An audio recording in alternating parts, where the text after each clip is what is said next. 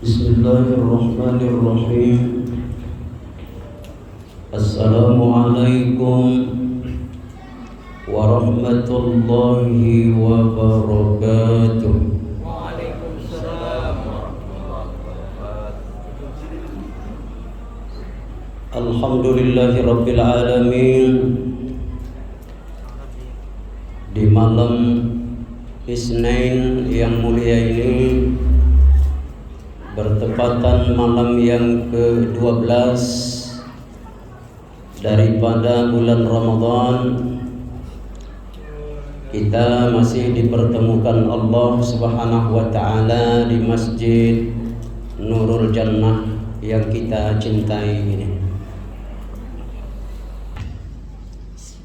Mari kita banyak bersyukur kepada Allah karena sampai dengan saat ini kita masih diberikan kesehatan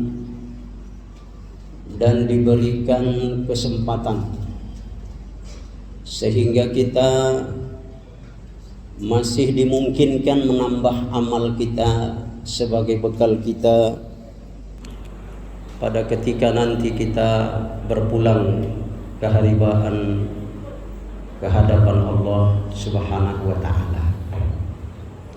Ibu bapak yang mulia rahimakumullah, menyikapi Ramadan sebagai madrasahnya umat Islam, ini tema sentral saya malam ini. Kenapa saya identikkan Ramadan ini dengan madrasah? Karena ada kesamaan sistem yang diterapkan dalam agama kita terhadap bulan Ramadan dengan sistem yang diterapkan di madrasah. Yang pertama, madrasah itu tempat penggemblengan manusia. Di madrasah digembleng kita dari yang tidak tahu apa-apa menjadi tahu, dari yang tidak mengerti sampai arti akhirnya paham, dari yang bandel jadi anak yang soleh, soleha. Ini madrasah.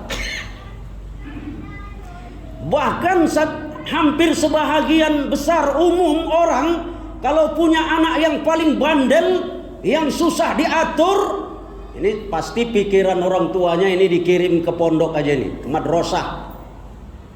Kenapa? Karena kita memang mengakui gemblengan madrasah itu luar biasa. Apa yang harus digembleng terhadap kita dalam madrasah Ramadan ini? Satu, kesabaran. Maka tidak janggal kalau Ramadan ini disebut syahrus sabar, bulannya kesabaran. Bagaimana tidak? Kita disuruh sabar menghadapi yang halal. Yang halal, yang boleh, yang hak kita, yang memang boleh kita makan dan minum, tapi ketika itu dilarang dan kita harus sabar untuk tidak. Kenapa? Puasa. Iya kan Pak? Iya kan Pak? Iya kan Bu?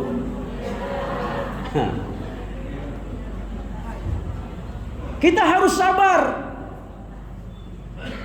Kapan baru boleh? Maghrib.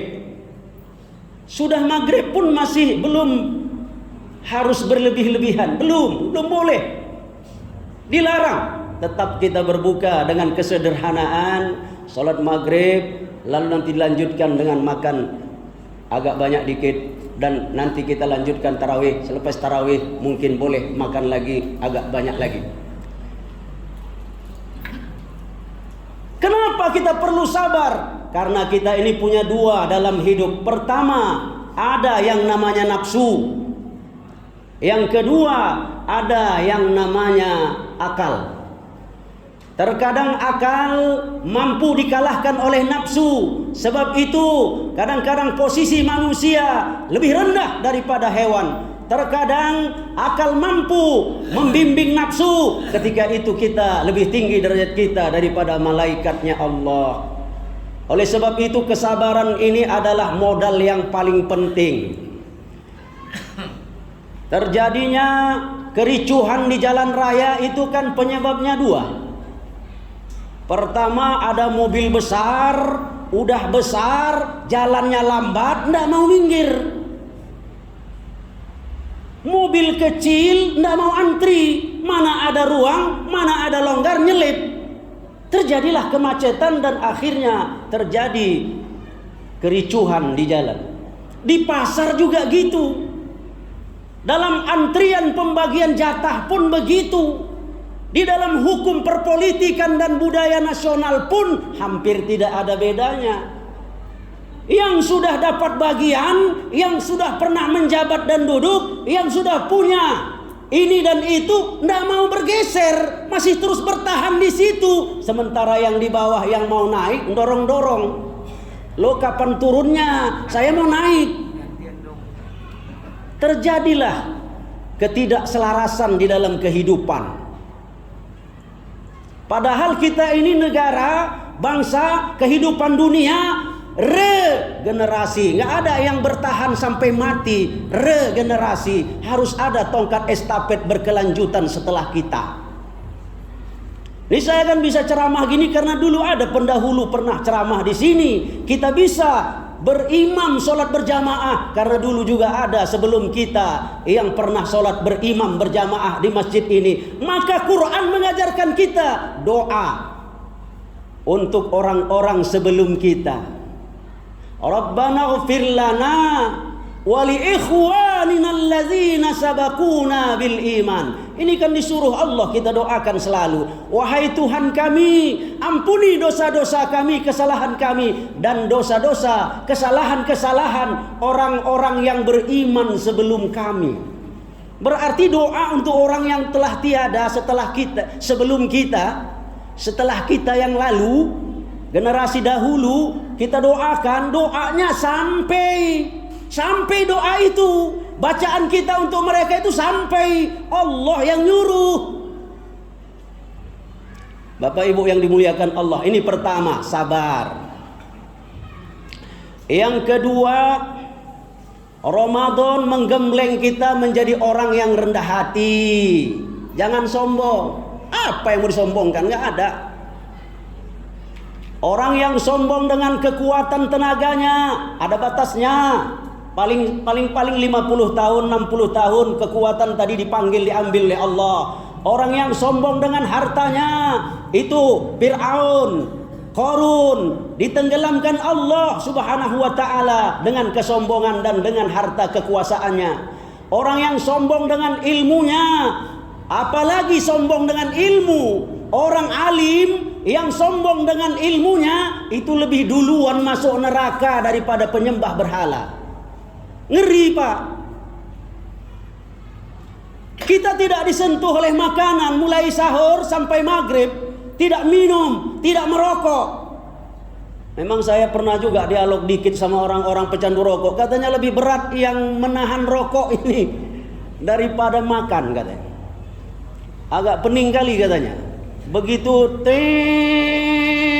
Allahumma laka sumtu, langsung sigaret ma parjolo nina.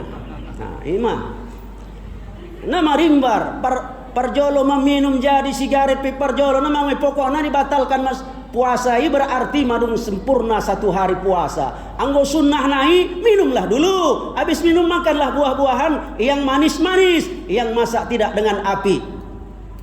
Sebanyak 3, artinya ganjil-ganjil. Jadi kesombongan menyebabkan kita jauh dari Allah. Kesombongan menyebabkan kita dekat dengan neraka. Kenapa? Karena kesombongan inilah yang menyebabkan Allah mengusir iblis dari sorga. Kenapa dulu iblis itu tidak ada sejengkal pun dari daratan dan lautan. tidak ada sejengkal pun dari sisi surga yang tidak pernah diibadahi oleh iblis laknatullah alaih. Setiap tempat dia sholat berzikir, setiap tempat dia sholat berzikir. Saking taatnya, saking banyaknya ibadah iblis ini. Lebih daripada 150 juta tahun, 150.000 tahun, maaf, 150.000 tahun iblis ini beribadah kepada Allah Subhanahu wa taala, tapi karena satu kesombongannya, dia merasa lebih hebat daripada Adam, dia merasa lebih berkuasa, dia merasa lebih mulia, dia merasa lebih terhormat dan tidak layak sujud kepada Adam. Adamlah yang harus sujud kepadanya. Hapus semua amal ibadah iblis itu. Tak ada artinya. Berarti di sini bukan banyaknya yang menentukan kita diterima oleh Allah. Berarti di sini bukan besarnya ibadah yang akan menentukan diterimanya oleh Allah Subhanahu wa taala, tetapi ditentukan dengan keikhlasan kita dan ketawaduan kita, rendah hatinya kita kepada Allah Subhanahu wa taala. Itu yang menentukan. Cuman kan yang lebih bagus banyak ikhlas, besar tapi ikhlas, berjabatan, berpangkat, berharta, tapi tidak sombong, tapi rendah hati, tawaduk kepada Allah Subhanahu wa taala. Dua hal yang dididik oleh Ramadan ini semoga kita dapatkan, yaitu menjadi orang-orang yang sabar. Meninggal istrinya, sabar dia. Meninggal anaknya, sabar. Meninggal suaminya, sabar. Hilang harta bendanya, toh saya dulu lahir pun tidak bawa harta, suatu saat harta saya diambil Allah, sabar. Bahkan dia mendapat bala, bencana, bertubi-tubi dia tetap sabar kepada Allah, sebagaimana sabarnya Nabi Ayyub alaihissalam. Yang kedua, hendaklah kita senantiasa rendah hati. Ramadan kalau ditarik sebagai keluarga dalam 12 bulan itu, 12 saudara adik beradik, ada satu yang paling utama di antaranya, sebagaimana adik beradiknya keluarga Yakub alaihissalam, ada satu di antaranya Nabi Yusuf yang luar biasa beda dan istimewanya di antara yang lainnya. Begitu halnya dengan Ramadan, ada satu bulan yang luar biasa lebih istimewanya dari 11 yang lainnya, yaitu bulan suci Ramadan, puasa yang kita laksanakan ini.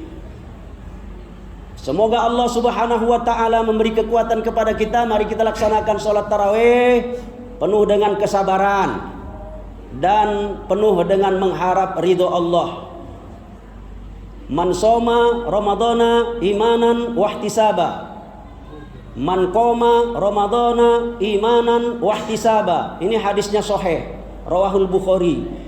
Siapa yang puasa Ramadan, siapa yang qiyamun Ramadan, artinya sholat tarawih penuh dengan iman, satu, ihtisaban, dua, mengharap ridho dan rahmat dari Allah.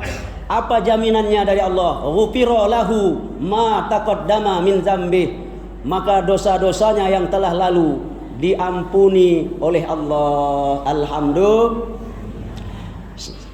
Sekianlah kiranya yang dapat saya sampaikan. Semoga kalau ada salah dan janggalnya saya mohon dimaafkan. Burung irian, burung cendrawasih, cukuplah sekian dulu dan saya haturkan ribuan terima kasih. Wallahul muwaffiq ila aqwamit thoriq. Wassalamualaikum warahmatullahi wabarakatuh.